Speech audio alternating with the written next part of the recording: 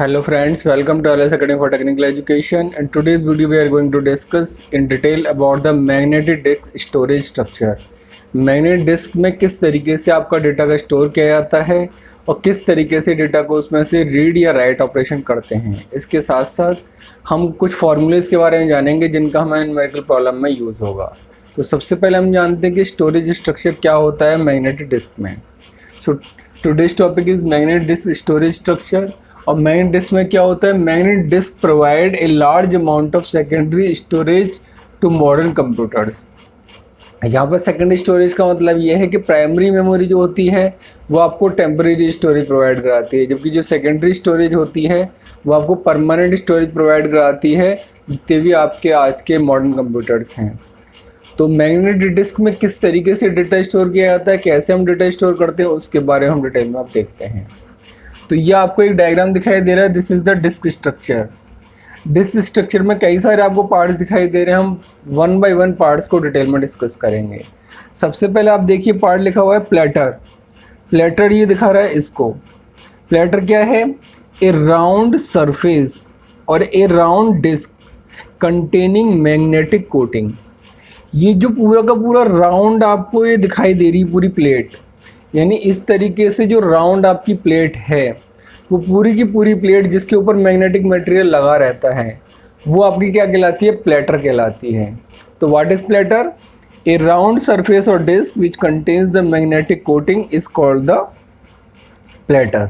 तो जो भी आपकी सर्कुलर डिस्क है उसके लिए टेक्निकल नाम क्या दिया गया, मैग्नेटिक डिस्क में प्लेटर नाम दिया गया। So the second one is track. अब ये ट्रैक क्या चीज़ होती है, a circle on the disk surface containing data.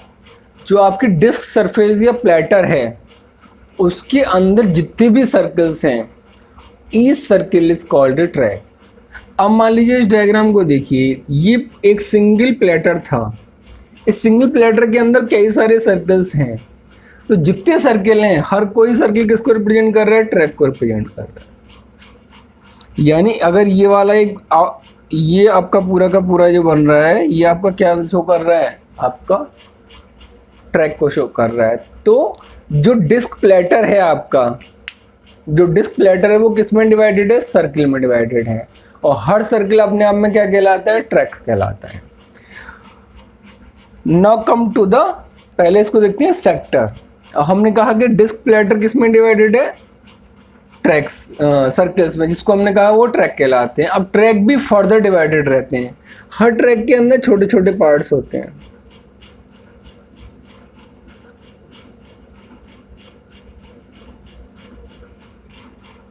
ऐसे ये अंदर वाला होगा,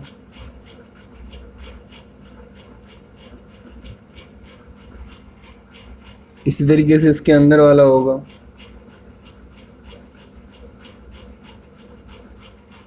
इसका मतलब ये है कि ट्रैक जो है, हर ट्रैक अपने आप में कई सारे सेक्टर्स में डिवाइड रहता है, कई सारे छोटे छोटे पोर्शंस में डिवाइड रहता है, और हर कोई पोर्शन अपने आप में क्या कहलाता है, हर पोर्शन अपने आप में क्या कहलाता है, वो कहलाता है सेक्टर।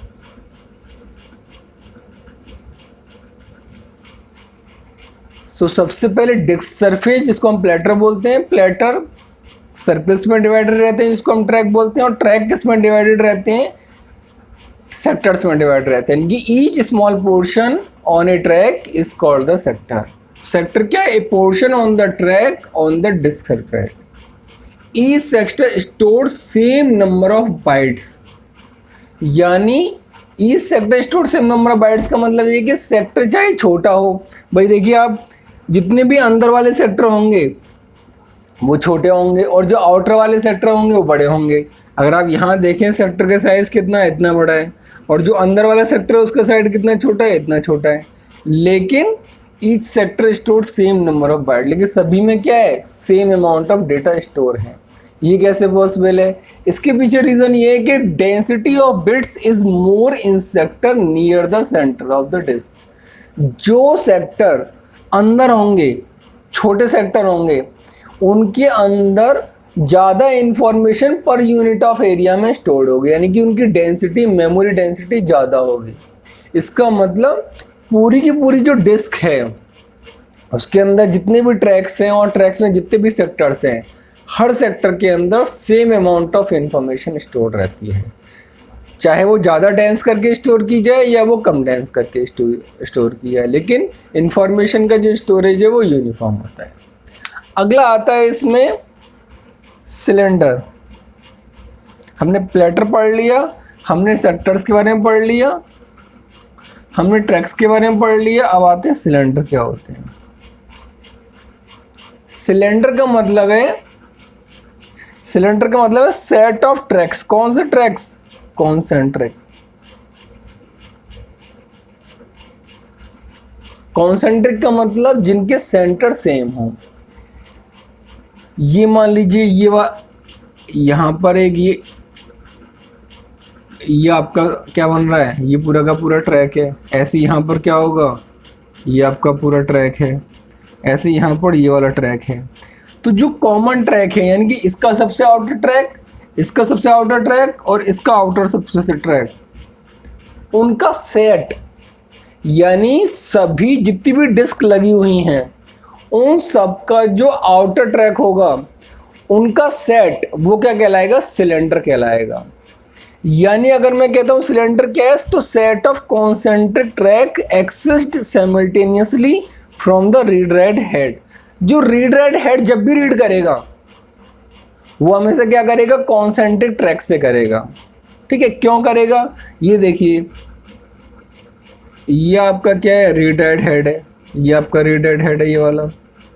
ये आपका रीड राइट हेड है, ये आपका रीड राइट हेड है, लिखा हुआ रीड राइट हेड, ये वाला। अब जब भी ये आपका हेड मूवमेंट करता है, ये जो रीड राइट हेड जब भी मूवमेंट करेगा, ये जो मूवमेंट होगा इसका आगे पीछे मूवमेंट होता है। तो जब भी अगर ये मैं कहता हूँ कि इसके ट्रैक नंबर 2 पे जा रहा है, तो भी इसके भी ट्रैक नंबर 2 पे जाएगा, इसके भी ट्रैक नंबर 2 पे जाएगा, और एक साथ वहां से फिर डेटा रीड करेगा। तो जब ये सभी के ट्रैक नंबर 2 से एक साथ रीड कर रहा होगा तो हम क्या कहेंगे कि सिलेंडर नंबर 2 से डेटा रीड कर रहा है। सिलेंडर नंबर 2 से डेटा रीड का मतलब जितनी भी डिस्क लगी हुई हैं उनके ट्रैक नंबर 2 से डेटा रीड कर रहा है। अगर 10 डिस्क हैं तो सभी 10 डिस्क के ट्रैक नंबर 2 से डेटा रीड कर रहा है। ठीक है, तो सिलेंडर क्या शो कर रहा है? इस सेट ऑफ कॉन्सेंट्रिक ट्रैक्स। अगर मैं कहता हूं कि ये बिल्कुल लास्ट वाले सबसे अंदर जाके रीड कर रहा है रीड राइट हेड ट्रैक से, तो इसके भी सबसे लास्ट वाले ट्रैक पर ही होगा, अंदर सबसे अंदर वाले पे, इनर पे, और इसके भी सबसे इनर वाले ट्रैक पर होगा। यानी रीड राइट हेड हमेशा क्या रहता है? सेम ट्रैक पे मूवमेंट करता है हर डिस्क के। अगर वो इस वाले के सबसे अंदर वाले इनर ट्रैक पर है तो इसके भी इनर ट्रैक पर होगा, इसके भी इनर ट्रैक पर होगा, और उन इनर ट्रैक का जो कॉम्बिनेशन होगा वो आपका क्या कहलाएगा? सिलेंडर कहलाएगा। ठीक है, तो ये हमारी सिलेंडर की डेफिनेशन हो गई कि सिलेंडर से रीड कर रहा है। हम कहते हैं सिलेंडर टर्म यूज करते हैं हम सेकंड स्टोरेज। तो सिलेंडर का मतलब सेट ऑफ कॉन्सेंट्रिक ट्रैक्स, क्योंकि हेड हमेशा जो रीड राइट हेड होता है वो कॉन्सेंट्रिक ट्रैक से, ये कह सकते हैं सिलेंडर से ही डेटा रीड करते हैं। अब आते हैं ब्लॉक क्या चीज़ है इसमें। The smallest unit of data that can be written और रीड टू और फ्रॉम द डिस्क। जब भी डेटा आप रीड करोगे सेक्टर के अंदर या राइट करोगे तो हम कहेंगे ब्लॉक ऑफ इंफॉर्मेशन स्टोर की। ठीक है, तो ब्लॉक क्या है? The smallest unit of data that can be written into the disk और that can be read from the disk is called the block. Next is read write head. इसके बारे में मैंने आपको बताया ये कि रीड राइट हेड क्या है? रीड राइट हेड एक transducer, a transducer attached to an arm. ये रीड राइट हेड है जो किससे अटैच्ड है? आर्म से अटैच्ड है। फॉर रीडिंग और राइटिंग डेटा टू और फ्रॉम द डिस्क सरफेस। जिसका काम क्या है? डिस्क सरफेस से डेटा को रीड करना या राइट करना। अब यहाँ पर जो वर्ड यूज किया है हमने रीड राइट हेड के साथ, a transducer which is attached to a disk arm या आर्म। ट्रांसड्यूसर का मतलब क्या होता है? ट्रांसड्यूसर का मतलब होता है एनर्जी को एक फॉर्म से दूसरी फॉर्म में कन्वर्ट करना। जैसे माइक्रोफोन होता है आपका, माइक्रोफोन में हम क्या करते हैं? हम साउंड वेव देते हैं और वो इलेक्ट्रिकल सिग्नल में कन्वर्ट होता है, दैट इज ट्रांसड्यूसर। स्पीकर्स होते हैं, स्पीकर में क्या होता है? इलेक्ट्रिकल सिग्नल्स होते हैं और वो आकर साउंड वेव में कन्वर्ट हो जाते हैं। इसी तरीके से रीड राइट हेड क्या करता है कि यहाँ से डिस्क सरफेस से डेटा को रीड करेगा जो मैग्नेटिक मेटल की फॉर्म में होगा, और उसको किस में कन्वर्ट कर देगा, उसको इलेक्ट्रिकल सिग्नल्स की फॉर्म में कन्वर्ट कर देगा। This is the function of this read write head, कि डेटा को रीड करना और उसको इलेक्ट्रिकल सिग्नल्स की फॉर्म में कन्वर्ट कर देना। Transducer is act as a read write head, तभी वो कन्वर्ट कर पाएगा इंफॉर्मेशन को। अगला है आर्म असेंबली।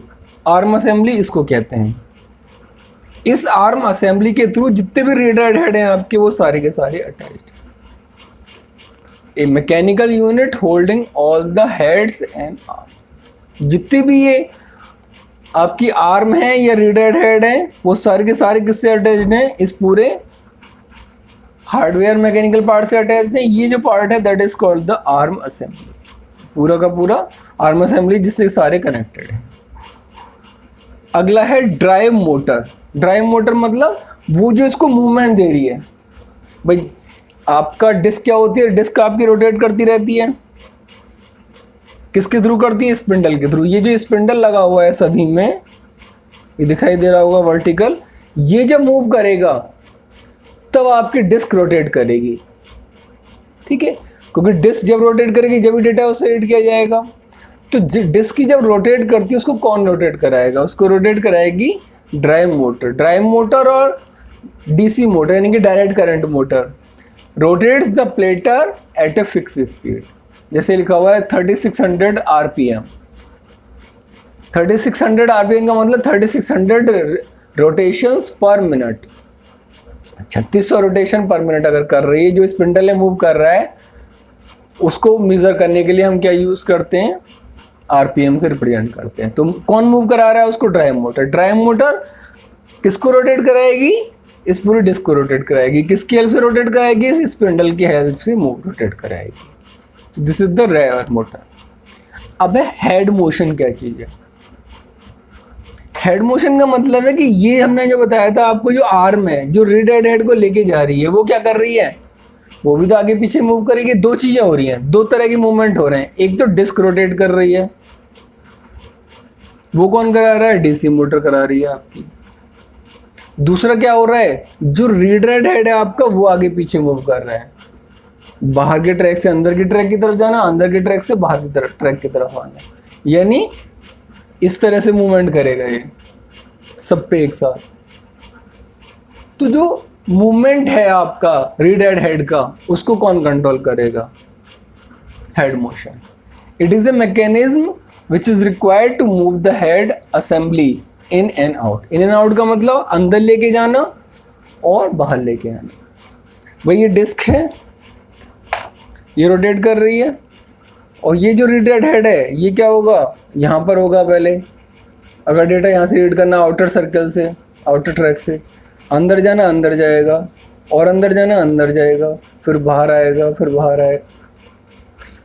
तो आपका ये हेड भी आगे पीछे मूव कर रहा है और डिस्क भी आपकी ऐसे करके रोटेट कर रही है। ठीक है, तो हेड मोशन मतलब जो हेड को आगे पीछे मूवमेंट करने के लिए रिक्वायर्ड होती है मैकेनिज्म, उसको हम कहते हैं हेड मोशन।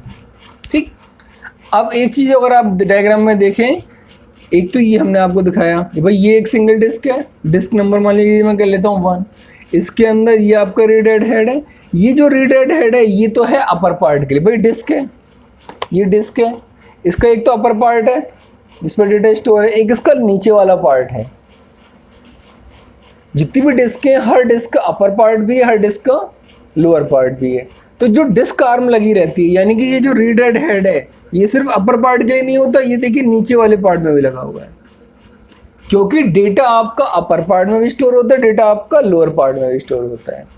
तो ये तो अपर पार्ट के लिए है जो ऊपर से रीड कर रहा है, ये आपका लोअर पार्ट के लिए जो नीचे से रीड कर रहा है। ऐसे ही ये वाला जो रीड राइट हेड है ये ऊपर वाले डिस्क से रीड कर रहा है, ये वाला जो है वो नीचे वाले डिस्क से रीड कर रहा है, लोअर पार्ट से। ऐसे ये अपर पार्ट से रीड कर रहा है, ये लोअर पार्ट से रीड कर रहा है read write head.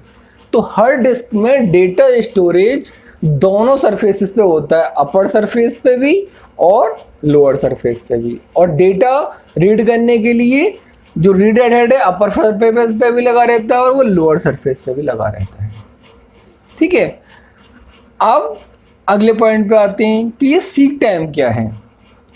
Seek time का मतलब है कि डिस्क रोटेट कर रही है आपकी। मैं आपको समझा देता हूं।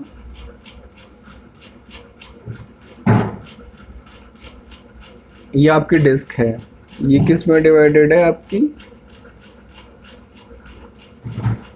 ट्रैक्स में डिवाइडेड है। यहां से आपका रीड हेड आ रहा है, this is read write head. ये मान ली यहां पर आया, ठीक, हो सकता है फिर जैसे जरूरत पड़े यहां पर आए।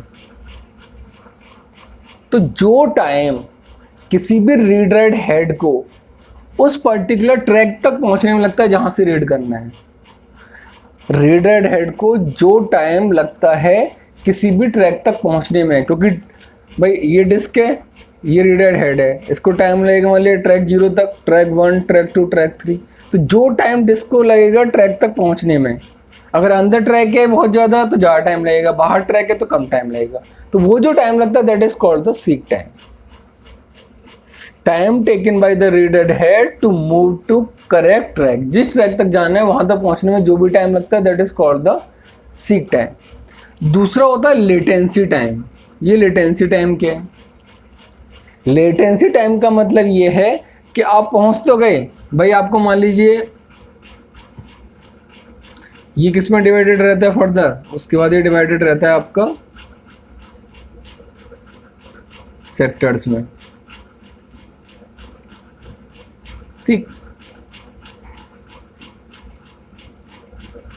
ये आपकी मान लीजिए डिस्क आर्म में, ये आपका हेड है, हेड मान लीजिए पहुंच गए यहां पर। आपको इस वाले ट्रैक पे जाना था, आप ट्रैक पे पहुंच गए भाई, ट्रैक नंबर 2 पे जाने में ट्रैक नंबर 2 पे पहुंच गया। लेकिन रीड राइट हेड सिर्फ क्या करता है, रीड राइट हेड डिस्क के साथ रोटेट नहीं करेगा, रीड राइट हेड सिर्फ आगे पीछे मूव करता है। वो सिर्फ करेक्ट ट्रैक पर जा सकता है रीड राइट हेड, वो करेक्ट सेक्टर पे नहीं जा सकता। मान लीजिए उसे पहुंच तो गया वो ट्रैक नंबर 2 पे, भले इस वाले उस पे पहुंच तो गया इस वाले ट्रैक के अंदर, लेकिन जहां से उसे डेटा रीड करना है वो यहां पर है वैल्यू। अब कैसे रीड करेगा? क्योंकि जो रीडर हेड है वो सिर्फ कहां तक पहुंच सकता है, वो सिर्फ आगे पीछे मूव हो सकता है, उसके पीछे नहीं भाग सकता। कोई डिस्क रोटेट कर रही है उसके पीछे नहीं भाग सकता, सेक्टर के पीछे। तो उसे क्या करना पड़ेगा, वो सिर्फ कहां तक जाएगा, ट्रैक तक जाएगा। जो ट्रैक तक जाने में टाइम लगा उसको हमने क्या बोला, सीक टाइम। वो यहां पे जाकर वेट करेगा। क्या वेट करेगा कि जो डिस्क रोटेट हो रही है, अगर डिस्क रोटेट हो रही है तो क्या होगा, ये वाला सेक्टर से उसे डेटा रीड करना है, तो ये वाला सेक्टर मूव करते करते, वो ऐसे मूवमेंट है तो ये वाला सेक्टर मूवमेंट करते करते थोड़ी देर बाद कहाँ आ जाएगा, इसके नीचे आ जाएगा। भाई डिस्क कैसे रोटेट कर रही है और उसे डेटा यहाँ से रीड करना है, लेकिन ये तो यहीं तक जा सकता है सिर्फ हेड। तो जैसे ही ये सेक्टर घूमते घूमते इसके नीचे आएगा तभी ये डेटा इससे रीड कर लेगा। इसका मतलब क्या हुआ, लेटेंसी टाइम क्या है, किसी भी सेक्टर को, जो करेक्ट सेक्टर है उसको रीड राइट हेड तक पहुंचने में जो टाइम लगता है, किसी भी सेक्टर को रीड राइट हेड तक पहुंचने में जो टाइम लगेगा, जो रोटेट करते करते पहुंच जाएगा, तो जो टाइम लगेगा that is called the latency time. Time taken by the correct sector to arrive under read write head at the correct track is called the latency time और also called the rotational delay. Read write head को track तक पहुंचने में लगा time seek time, और sector को read write head के नीचे आने में जो लगा टाइम है that is called latency time या रोटेशनल डिले। अब एग्जांपल में न्यूमेरिकल पॉइंट ऑफ व्यू से कभी कभी आ जाता है कि ये एवरेज लेटेंसी टाइम क्या है। अगर सिर्फ लेटेंसी टाइम कहता है, अगर सिर्फ लेटेंसी टाइम कहता है तो हम कहेंगे 1 रोटेशनल स्पीड, जो भी रोटेशनल स्पीड दे रखी है 1 रोटेशनल स्पीड, अगर सिर्फ लेटेंसी टाइम है।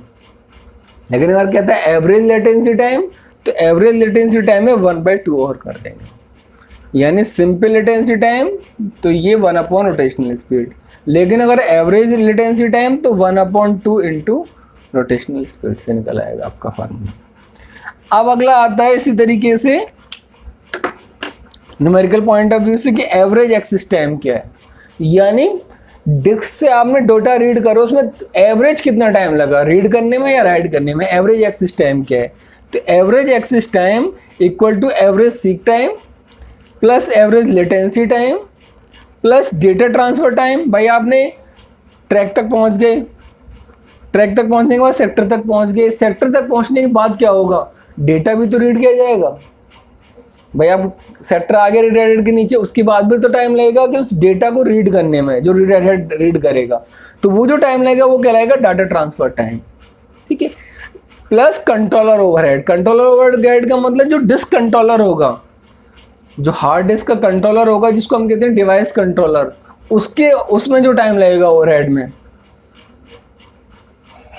वो टाइम वो कहलाता है कंट्रोलर ओवरहेड। क्योंकि कुछ डिले प्रोड्यूस होता है डिवाइस कंट्रोलर की वजह से भी, तो वो आपका आएगा कंट्रोलर ओवरहेड में। इसके अलावा क्यू डिले, अगर मान लीजिए कहीं से आपको ट्रैक से डेटा रीड करना है और आप से पहले कोई और डेटा रीड कर रहा है उस समय, तो आपको जो वेट करना पड़ रहा है वो आपका क्या कहलाता है? क्यू डिले कहलाता है। अगर स्पेसिफाइड नहीं है दोनों चीज़ें, तो इनको जीरो मान लेंगे और वैल्यू इसी से निकाल लेंगे। ठीक है, अगर आपको डाटा ट्रांसफर टाइम नहीं दे रखा, कंट्रोल ओवरहेड नहीं दे रखा, क्यू डिले नहीं दे रखा, तो एवरेज एक्सेस टाइम किससे निकल आएगा? Average seek time plus average latency time से। लेकिन हमने बताया कि मैक्सिमम क्या क्या आपके पार्ट्स हो सकते हैं एवरेज एक्सेस टाइम निकालने के लिए, वो सारे हमने लिख दिए हैं। अगला होता है ट्रांसफर टाइम। ट्रांसफर टाइम का मतलब डेटा ट्रांसफर टाइम। तो डेटा ट्रांसफर टाइम निकालने का फार्मूला जो है वो है 1 number of sectors into rotational speed. अगर आपको निकालने के लिए आता है डेटा ट्रांसफर टाइम निकालिए, तो that is equal to 1 number of sectors into rotational speed. इसके अलावा थियोरेटिकल पॉइंट ऑफ व्यू से बिना इस फॉर्मूले का यूज करके भी हम निकाल सकते हैं transfer time as per the numerical. Last है इसमें data transfer rate. Data transfer rate का मतलब है नंबर ऑफ बिट्स या number of bytes that can be transfer per unit of time. कितने बाइट्स या कितने बिट्स पर यूनिट ऑफ टाइम ट्रांसफर हो सकती हैं, वो कहलाता है आपका डेटा ट्रांसफर रेट। इसका फार्मूला है नंबर ऑफ रोटेशंस पर सेकेंड। भाई आपको रोटेशन किस में दे रखे होंगे? मिनट में। आपको किस में निकालने पड़ेंगे? सेकेंड में। तो अगर डेटा ट्रांसफर रेट निकालना है तो number of rotation per second into track capacity, कि ट्रैक में कितनी स्टोरेज है, into number of read write head, कितने रीड राइट हेड है। ठीक है, ये जो ट्रैक कैपेसिटी है सिंगल ट्रैक की कैपेसिटी है, वन ट्रैक कैपेसिटी। ऐसा नहीं कि 100 ट्रैक है 100 ट्रैक का निकालना, नहीं। Data transfer rate equal to number of rotation per second into track capacity of single track into number of read write head. अगर number of read write head के इस बारे में कुछ नहीं दे रखा है तो हम क्या एज्यूम कर लेंगे? 1 एज्यूम कर लेंगे। So this way you can understand how the structure of magnetic disk is there and how it works and how we can use different formulas to calculate the values in this. I hope now you understand what is magnetic disk and what is its structure. If you still have any doubt, you can ask in the comment section. Thank you so much.